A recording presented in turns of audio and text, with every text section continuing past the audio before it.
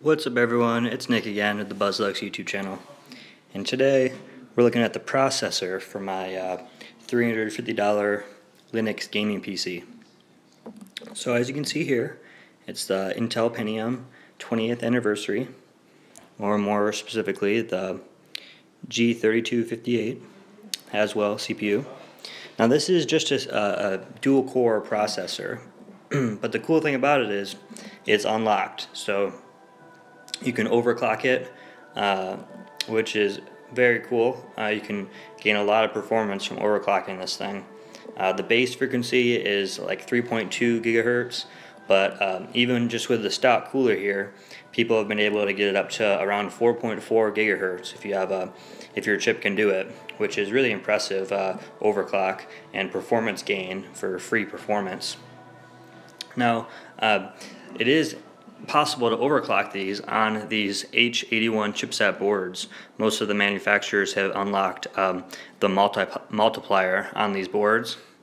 So you still can't adjust the voltage like you can on Z97 boards, but you can still adjust the multiplier and be able to get a good overclock out of that. So, and because it's only a dual core chip, you really aren't stressing the board that much. With this overclocked, it probably draws as much power as just a regular, i7 would on this board. So, not really stressing it all that much. Yeah, so here is the normal Intel CPU cooler here, the thermal paste. This is what I'm going to be using. This will work just fine for my needs. Here's the documentation. It's actually pretty thick documentation. Tells you about the 3-year warranty, which I will be voiding here soon when I overclock it. And here's just a little McAfee thing. Now the real item here, the processor, is right here. Turn off the flash.